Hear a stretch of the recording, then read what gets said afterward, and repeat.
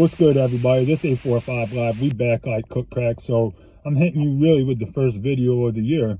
It's going to be story time. I noticed that people really like to hear these jail stories. People that never experienced state prison, don't know what it's about. They hear these things. It's shocking to them. And they apparently like to hear this shit. So I'm going to tell you a story. Part of my fucking cameraman shit is me. I'm just in the whip giving you this story at break time. I'm trying to give you content as much as I can. So I forget, it must have been around 2004 or 2005. I was on a violation. I'm in Orange County Jail on a violation, and there's this little fat dumpy white kid with a man bun who's, it's like a little piece of shit. And anyone who's been in jail before, like this kid is fucking food. That's what this kid is. And it's like, yo, what you in here for? He's like, I got bodies. Now, there's people that when they hear that, I got bodies, like they're scared or they think that's like some kind of respect. I don't give a fuck if you got bodies. All that means is you got caught. Look, man, I've been in the street hustling, gang life, all that shit, man. If you was in the street, then you, even if you ain't do it, you probably contemplated taking out a motherfucker or two. So saying you got bodies, I don't give a fuck. I could care less if you got bodies. That shit don't mean nothing to me. I know motherfuckers that got, whatever, it doesn't matter. So I seen, like, I don't even remember the guy's name. There was like an older white dude that was like, had him under the wing and like didn't want people messing with him and shit. And come to find out, this kid ain't have no fucking bodies. The only bodies this motherfucker had was a bunch of cats. So him and his homies thought it was fucking cute. I don't know what town this happened in. It might have been like Goshen or I don't know what the fuck. But these kids went into the Humane Society because this kid's mom got fired or some shit and they killed all the cats. These motherfuckers killed like 40 fucking cats. And this kid's in jail for killing cats. He ain't got no fucking bodies. He's killing cats. So I remember the date distinctly because it happened to be my fucking birthday.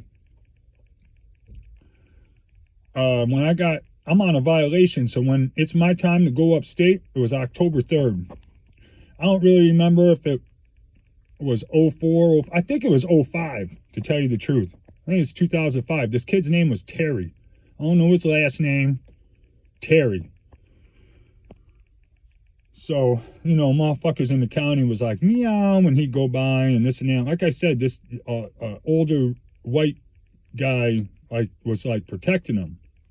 So October 3rd rolls around, when it's time to go up, I don't know, they fucking call you at like 5 o'clock in the fucking morning or some shit. I don't even think it's chow time when they tell you to get ready and pack your shit.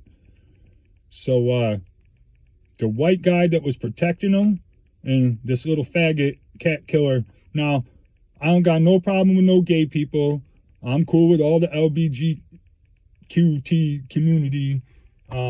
But this little guy, it didn't have nothing to do with his sexual orientation. He was just a little jerk off, we'll say.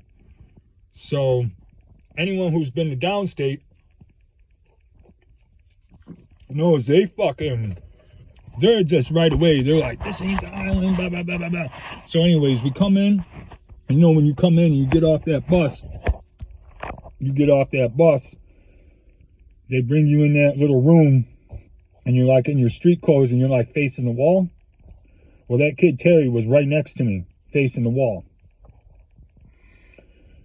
If you've been upstate before, you already know. If your hands can't come off the wall, you ain't really trying to look, none of that shit. But the kid is right next to me. So I don't got no choice but to know what the fuck happened to him.